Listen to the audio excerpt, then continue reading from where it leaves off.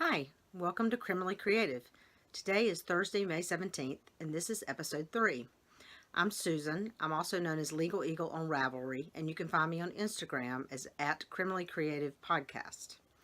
Thank you for joining me today, and if you're coming back from a previous episode, thank you for coming back again. I really appreciate it. I've appreciated all the nice comments that I've gotten, and I think I'm actually up to 22 subscribers on YouTube, which is a lot more people than I thought might watch to begin with, so I'm really happy with that. But if you have watched me and have not yet subscribed, I really would appreciate it if you do.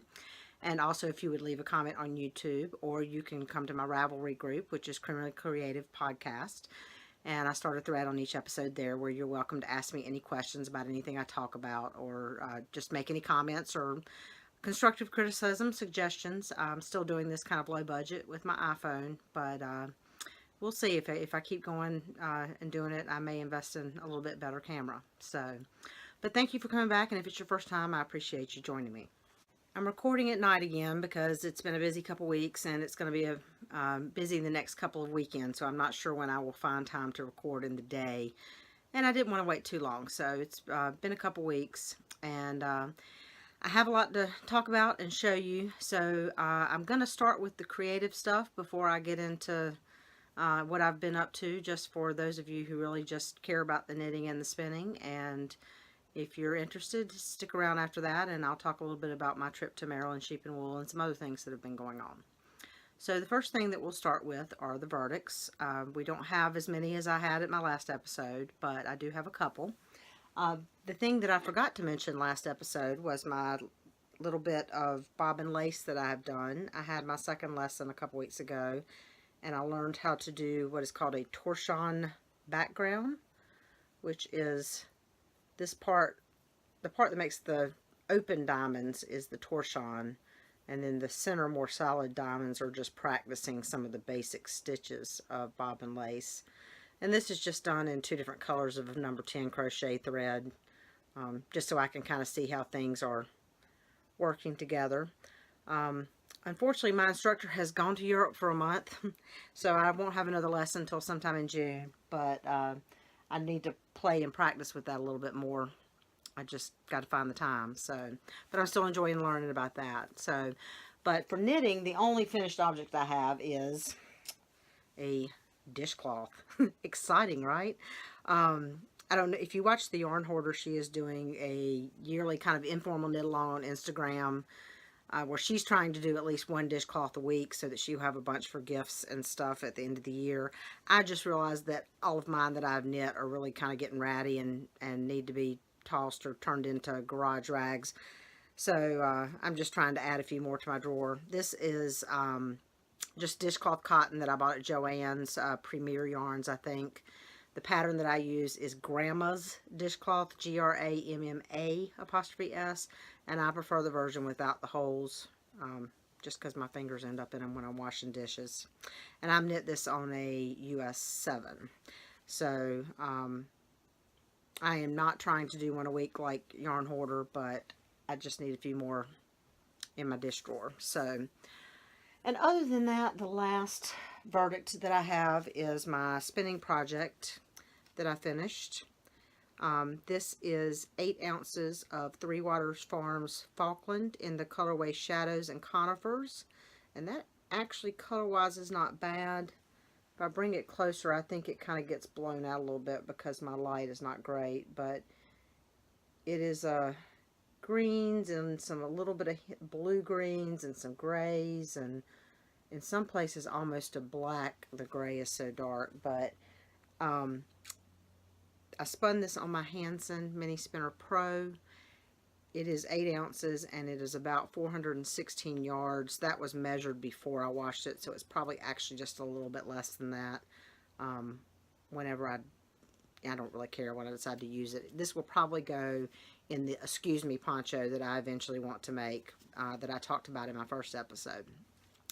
But we will see. So it came out a worsted to some areas. It's actually closer to Aran, but I think it would work in that project, which is going to be half hand spun and half Miss Babs Yowza. At least that's the current plan.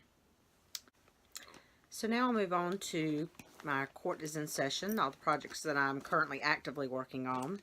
The first thing that I'll talk about is the sweater repair that I'm doing for a friend. I have this in a library book bag by Bags from Awesome Granny. And I love the inside of it because it's words and sentences from all kinds of literature and stuff. So, this is, I think I talked about a little bit before in my first episode, I believe, a sweater that a coworker of mine who's a good friend loves to death. It's a commercially machine knit sweater. She really just needs to buy a new sweater, but she won't. And so I agreed to try to fix it. And the main issue is the sleeves are just completely worn out. So I am knitting new sleeves, and I've gotten all the 4 inches of ribbing done, and I'm just on the stockinette slog. I'm doing these 2 at a time, so that way I'm sure that they are both the same length when I finish. I have the sweater itself was seamed, and I took this sleeve off, which is what I'm following for for size, so that it will go. And I'm knitting it in the round, even though this was seamed. And I'll just do some short rows and binding off to get a sleeve cap, and then we'll seam it back onto the rest of the sweater. You can see she had patched the elbows at one time, and I don't know if I can show you how bad underneath the patch. You can see where it had completely worn through on the elbows before. And there's a few places on the sweater itself where it's gotten really thin that I'm going to have to kind of double stitch and stiffen up or repair a little bit, but the main issue is the sleeves. So I am knitting this in Cascade 220 fingering in the Jet colorway. I'm using Chalgoo red lace in US 1, which is 2.25 millimeter, I believe. I have a little Sucre miniature ghost with a donut progress keeper on there. I'm just marking each increase with that so that I can count my rows up to the next increase. So I've been trying to make myself do a little bit on that every day, just because, it's stockinette round and round. It's kind of boring, and it's dark yarn, which is my eyes just get tired of looking at after a while. The next item, and what I've really spent the most time on the past couple weeks, is my addition by subtraction mystery knit along. Because I was a little bit late getting started on this, I got a little bit behind. But I have, and again, this is in a Fat Squirrel bag. I have finished Clue 1 and Clue 2, and I am probably almost halfway through Clue 3. Clue 4 comes out tomorrow, so I'm still a little bit behind, but I actually don't want to finish it until at least next Friday anyway, because Stash Dash starts next Friday, and I want to get all the yardage for this in my Stash Dash accounting. So if you don't know what Stash Dash is, that's a thing that the knit girls do every summer while Laura is out of school, and it's really just kind of a competing with yourself to try to knit as much yardage and finish as many projects as you can during the summer while she's out of school. It ends sometime in August. I can't remember the exact date. But anyway, so Clue 1 was garter with some short rows to create some wedges. Clue 2 had, I should have put a spoiler in here. If you're doing addition by subtraction, hopefully you're further along than I am, and I'm not spoiling anything. I apologize if I just spoiled some, but so if you are, close your eyes and maybe fast forward a little bit, because I am going to talk about the different techniques that are in here. Clue 2 is a slip stitch and garter pattern, which creates kind of a basket weave effect. And then Clue 3, which I'm currently on, if you look at, is actually some illusion knitting. So it kind of looks, actually that's kind of showing up the illusion, but straight on it looks like a stripe. But if you, I don't know if I can show this or not. Yeah, if you kind of look at it from a angle, it looks like solid blue and solid brown alternating, kind of. I'm having a hard time showing that, but as I said last time, this is coming with a little mystery story, and so each color has a character name, and as the characters are killed off, you're stopping using the color. There's also a drop stitch element in there that's happening. So far 2 colors have, we think, been killed. Well, one's pretty clearly been killed. The first one that was killed may or may not be dead. We're not sure yet. Anyway, so I'm assuming for clue 4, we're going to go down to 1 color. But then there's a prologue, no, excuse me, an epilogue. So I don't know if some of those are going to come back. Hopefully, character D is not coming back, because I have very, very little yarn of that left. It said you needed 50 grams. I had 49 grams of a skein of yarn that had 463 yards to 100 grams. And I think I have 4 grams left of that. So if clue D comes, yarn D comes back with any extensive yarn requirement, I'm going to have to substitute something. But for yarns, I am using, let's see, the best way to show this. The bright blue is Knitting Notions in Azure. The purple, let me go on this end where you got a little bit more of that, which is really brighter than oh, that's kind of good. There you go. So the bright blue is Knitting Notions in Azure. The purple is Knitting Notions in Berry. The solid brown is Plucky Knitter in one of her one-hit wonders. And the one that looks kind of yellowish on here, it kind of alternates between yellow and blue, is Yarn Ink in the Creek colorway. So I'm enjoying that. I have, this is actually the first time I've ever done any kind of illusion knitting, which is very simple. It's just knits and purls and putting them in the right place. But it's interesting just to kind of see how it works, because I've never done it. So, I have a Poke Me Not Jan Smiley as usual on this, and I had it on the last project too.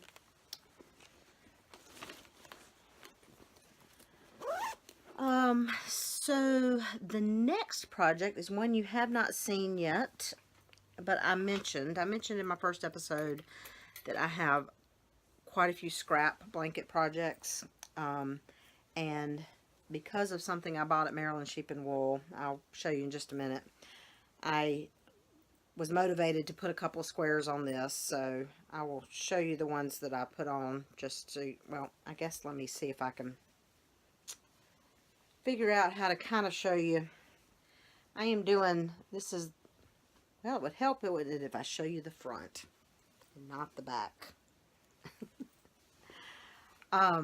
This is the sock yarn blanket pattern from Shelly Kane, which is a free pattern. You can't download it on Ravelry. It's on Ravelry, but then you have to follow a link to her website. So that's the pattern that I'm using. And I like the kind of jagged bottom edge. So I can't really show you the whole thing. It is wide enough to cover a queen bed and drape somewhat over the sides, but not necessarily all the way. And every once in a while I do a big square with a stripy yarn. It's just very random, and I just try not to put the same color right next to each other. So I did 3 squares on this. This blue one, which was some yarn from, I think it's pronounced Yakagani yarns. This was a mini skein that I used for some heels, toes, and cuffs on a pair of socks I finished recently. And I marked that with that's my Needles Up Progress Keeper that I got from Needles Up at Maryland Sheep and Wool. Don't know if that's too much glare or not. And the next one I did was some leftovers from the Yellowstone Gale's Art Socks blank that I finished, that I showed you last time. And the keeper on that is ice cream cone from Sucre Miniature, and I bought that also at Needles Up on Friday of Maryland Sheep and Wool. And then this one is a single yarn, and I don't remember the dyer. I used it to make a shawl for one of my friends, Michelle, but I can't remember who that is. That is also a Sucre Miniature Ice Cream Sundae charm that I have swapped the little lobster claw out for like a lever back, which is actually my preference. And actually, when I saw her at Needles Up, I asked her about the possibility of getting some of her charms with lever backs instead of those little lobster claws, because quite honestly, I just have a hard time. I mean, I have small hands, but I just have a hard time with those little lobster claws, holding them open and getting them slid over a stitch, even just to use them as a progress keeper. And if you use, put lever backs on them, you can actually also use them as locking stitch markers, which is my preference. So anyway, so I put 3 squares on that. You will probably see this sporadically because I seem to go months without working on it. But the reason I was motivated to work on it, because one of the things I bought at Maryland Sheep and Wool was I bought a set of the 7-inch signature needles. I had been doing this sock blanket on just 2 double point needles. I'm using a US 1 2.25 millimeter for this, and everybody raves about the signature needles. I am not interested in an interchangeable set for signatures because of the fact that you have to buy so if you buy a US 5 tip, then there is one cord that fits the US 5, and you have to buy the cord in each length that you want for the US 5. And then if you get a US 7 tip, you have to buy a different set of cords for the US 7 tip, which I understand makes a very smooth join, and I get that, but for the cost of them, it's just not money I'm willing to spend. But they do make some fixed circulars, but not in regular sizes. And so anyway, I decided to try these. I'm liking them. I figured for this project that's going to be long term, it would be nice to have some nice needles to use. And I like the 7-inch size instead of, great big regular long needles. And I don't have to worry about my stitches sliding off the other end like I was with the little sock size double points. So the last in-session project I have to show you is also a Maryland Sheep and Wool purchase. It's in my Jan Smiley bag, which I've shown you before. This is the, it's socks, 2 at a time, as usual, on US Zeros, child goo red lace.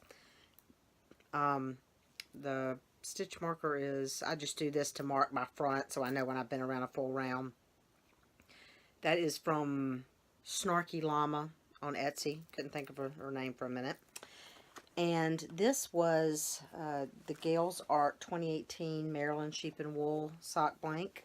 She had this available. She had some of these at Maryland Sheep and Wool, but she also made it available pre-order that you could pay and pick it up at Maryland Sheep and Wool, or you could pre-order and just have it shipped to you if you weren't attending Maryland Sheep and Wool. And it was in my colors, and I thought it was cute, so I went ahead and got one. And it just says Maryland Sheep and Wool 2018, and it has really cute crabs, and it's teals and blues and whites and a little bit of like a burgundy-ish red and everything. So it was really cute. And as you know, I finished the other socks I was working on shortly before I left, and I started to wind up some yarn and cast on a new pair of socks, because socks are just my best, travel knitting, because they're an easy, small project. But then I decided, well, I was picking up a sock blank, so at least that way one of the purchases at Maryland Sheep and Wool would get started immediately. So I waited, and I went and picked that up Saturday morning, and Saturday when we were sitting around, I cast those on so I could start carrying them around. So that is all that I have for in session. I've got a couple things that I'm getting ready to cast on soon, but I'm not going to talk about those right now because I've got some other things I wanted to talk about, and I don't want this to get too long. So anyway, so yes, I went to Maryland Sheep and Wool. Oh, let me tell you, the name of this segment is called It's All Just Hearsay. I'm really proud of that one. And that's for you. So we did go to Maryland Sheep and Wool. My friend Peggy drove up to my house in Sanford Thursday night, and then Friday morning she and I picked up our other friend Michelle and headed up to Maryland. Traffic was horrible once we went past Richmond. We actually went through DC because we wanted to go to Needles Up in Columbia, and our original estimate of time, including a stop for a decent lunch and all that, was that we would hit that about 4 o'clock, 3:30 to 4 o'clock on Friday afternoon. It turned out to be 5 o'clock before we actually got there, but Needles Up was until 6, so we made it. Actually, I think it turned out good because there were still people there, but it wasn't like mobbed. We didn't have to stand in line to get in. There were people sitting out in the lobby. I met the Fat Squirrel, y'all. I met Amy Beth Fat Squirrel. I love Amy Beth. If I lived in Indiana, I would try to make her my best friend. I don't know if she would want to be my best friend, but I would try to make her my best friend. She is just as nice and open and genuine in person as she is on her podcast, as funny as she is on her podcast. I, tried to be calm, cool, and collected, but I gave her a big hug and fangirl probably just a little too much. But I was really excited to meet her, and quite honestly, that was 70% of the reason I wanted to go to Neil's Up was to meet Amy Beth, because I knew she was coming and I didn't want to risk not running into her actually at Maryland Sheep and Wool, which is good because I never saw her Saturday at Maryland Sheep and Wool, which is the day that I believe that she was there. So anyway, so we went to Needles Up and, we bought a couple things, and then we went and checked into our hotel that night and basically just went and had dinner and hung out. Saturday, we got up early and we were at Maryland Sheep and Wool when it opened in line, but the line actually went pretty fast. We had not prepaid, but we didn't feel like we had to stay in line that long, so we just walked through and gave them our $5 and got our ticket and went in. And started shopping, and there was predicting bad weather all weekend, so that was one of the reasons that we wanted to get there early Saturday, because they were saying that it was going to start pouring down rain Saturday afternoon.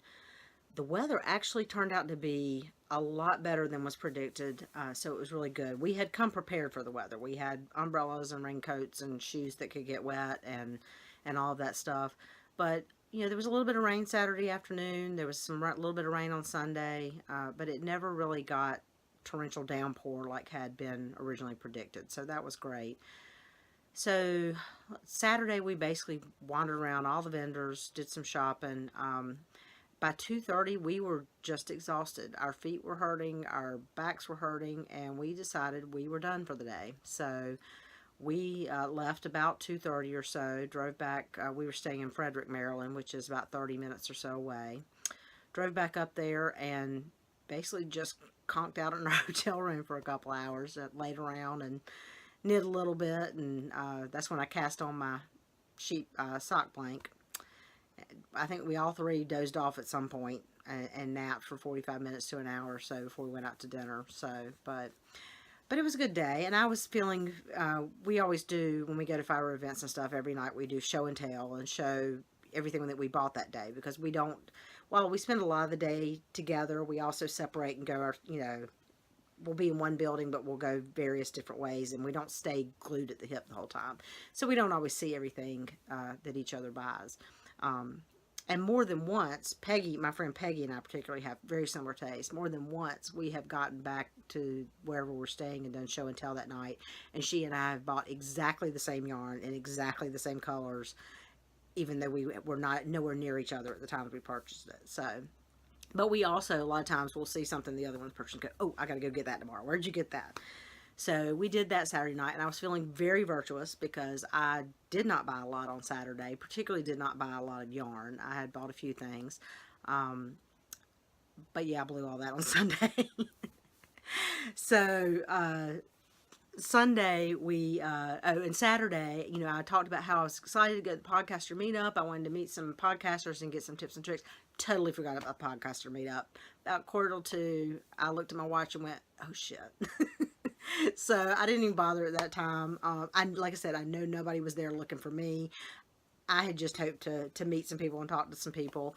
And it just didn't happen. We were having a good time, but it just didn't happen. So Sunday we got up and went in. We didn't get there at 8:30 Sunday morning. We weren't too late. I think we were 9 or 9:30 getting there. It opens at 8:30.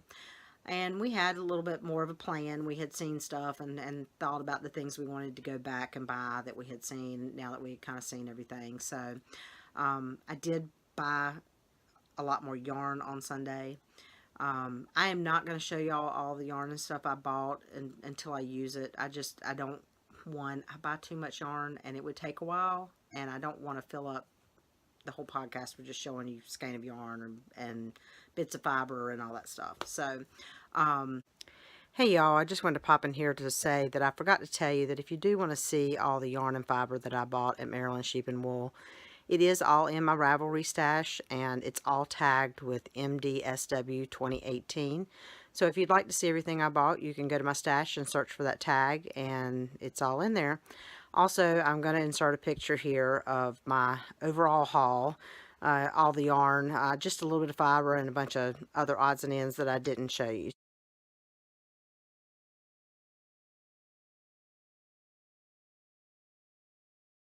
Um, we also spent some time Sunday going through all the sheep barns and seeing all the sheep, and taking pictures with the sheep. And um, I'm going to put in a couple of pictures here of sheep. That's my sign for sheep. That show you just the best picture I took that day, a couple of cute pictures I took that day, and then the really goofy selfie I took that day, which I also posted on Instagram. So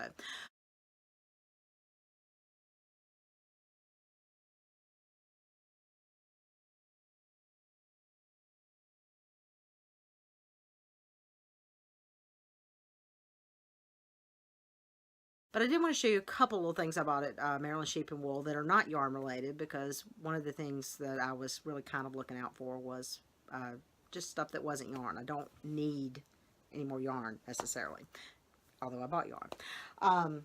So the first thing is, I am not a coffee drinker in general, but I do drink coffee sometimes at work just because they freeze me out and I want something hot.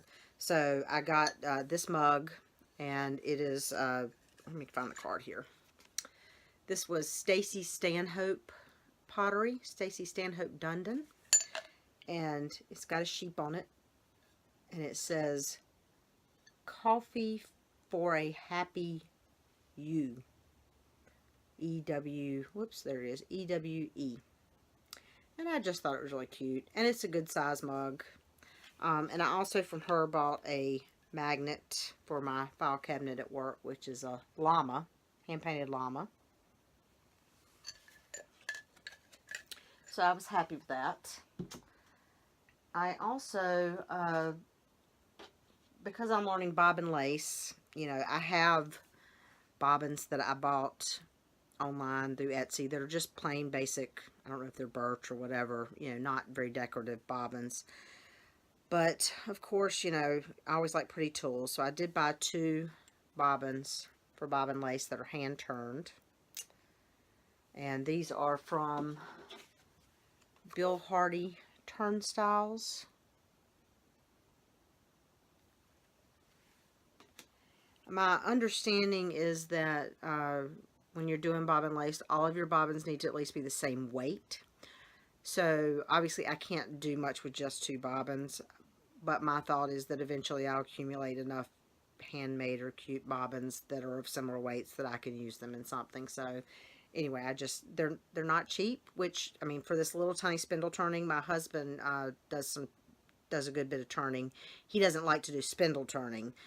So the odds of him ever making me any quantity of these are probably slim. But I have seen some spindle turning, and he's done some, and I know just it's very meticulous. So they're certainly worth the money, but they're not cheap. So buying 12 of them or 24 of them was not really an option. But also from the same maker, I bought this. This is a pin. It's not a bowl. It's flat, but it's got a magnet in here, so you can put your pins and stuff on, because I needed something for the bobbin lace. And again, I like pretty tools. So this is Ganola alves is the wood, the darker wood, and I have never heard of that. So I need to actually remember to show this to my husband. I forgot to show that to him because I had it in my bag to be sure I showed it to y'all. So that was, so I just needed a couple tools for bobbin lace, and thought I'd buy some nice hand knit ones. The next thing to show you is these tatted sheep earrings. Aren't they cute? We were in the swag booth, or whatever you call the building, where they sell the t-shirts and stuff. I did get a t-shirt. If you follow the threads, you'll know that they sold out of t-shirts really fast. So I was glad that we went relatively early Saturday morning to get t-shirts and swag and stuff. And we noticed that a lot of the ladies that were volunteering to take money and stuff were wearing these little tatted sheep earrings, and I commented on them, and they said, you know, oh, Wendy makes them. Do you want a card? And I said, no, Tad, I can probably make those, you know. And I was thinking, oh, I'll, you know, figure out how to do it. And then later on, we were down at what they call the Rabbit Barn, where there was somebody there with an Angora who was spinning off the Angora, but they also had people demonstrating bob and lace and circular sock machines, and somebody that would teach little kids to weave. I mean, excuse me, to knit. And there was a woman down there tatting, and I looked at her name tag, and it said Wendy. And I'm like, oh, you made all those sheep earrings that I saw everybody wear. And she's like, yeah, do you want to see some? Because she was actually kind of selling them. And my initial reaction was like, oh, no, I'll make those. And I thought, who the hell am I kidding? It might be 2, 3, 10 years before I get around to figuring out how to make those things, because I just don't tat that much. So anyway, they were reasonably priced, so I decided that I had to have a pair. And when I go to Fiber Fest and stuff, I like to wear fiber-related earrings. So I will probably wear this a lot for those. And the last thing that I bought is... you know, I'm not really sure what this is called. This is, I'll just show you what it is. This is done on a canvas, but all the little sheep and the trees and the grass and the dog and everything are paper. And they're made from handmade paper. And this is, I've got a card here. Claire Margaret. Cut paper is what she calls it. So, and she said that she made all the paper. The name of the piece is called Keeping an Eye on the Ladies. And it came on this little easel. So in my quest to add some of my fiber art hobbies into my office at work, this is going to go to my office along with the magnet that's going to go in my file cabinet. My original thought was to put a magnet on the back of this and put it on my file cabinet, but then she said the easel came with it, so I thought, well, I'm probably not going to risk messing up the back of it by putting a magnet on it.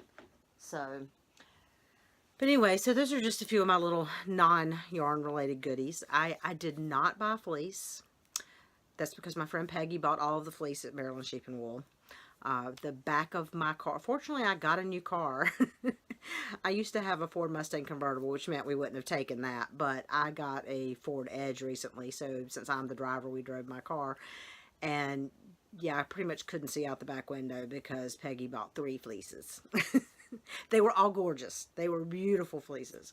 But between all of our luggage, all of our yarn purchases, except for Michelle. Michelle is so virtuous. She never spends nearly as much money as Peggy and I do. And of course, her preferred craft at the moment is tapestry weaving. So it doesn't, I guess, she uses the yarn slower, so she doesn't buy as much. But she's always been much better than we are at not spending as much money, basically. Not buying as much. But anyway, so the back of my car was packed, and part of the back seat, but we had a great time, and the fleeces Peggy bought are beautiful. Not giving you a hard time, Peggy, really not. And when Peggy left here to drive home, because she lives down in Myrtle Beach, she also took with her a 4th fleece, which is a fleece that she and I purchased together from a sheep that I saw last year at South, who was then sheared after South, and I had it shipped to my house.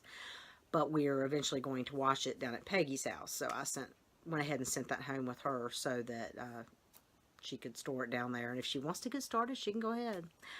So that's it for about Maryland Sheep and Wool. I think, you know, we had a lot of fun. We had a lot of laughs. Peggy had a little bit of a comedy of errors the weekend, but I'm not going to tell you all that because, you know, what goes on at Maryland Sheep and Wool stays at Sheep and Wool. But we probably will not go back again for 2 years, or at least I will not go back again for 2 years because of my work schedule. In odd number of years, I can't take that long of a weekend in May. But so probably in 2 years, I will try to go again. And it's always a fun time. They have a lot of great vendors, and the sheep, and just, you know, everything. I never feel like I see all of it. And matter of fact, this time there were things that we said, hey, let's go look at the skin and garment, and we never got around to looking at the skin and garment. So next time, you know, hopefully we'll get around to looking at the skin and garment. So, but we really had a great time. The other big thing that happened since I last talked to you was last weekend was my youngest niece's first communion. And I showed you the First Communion mail that I knit for her, and I will insert a picture here of her, the veil actually on her.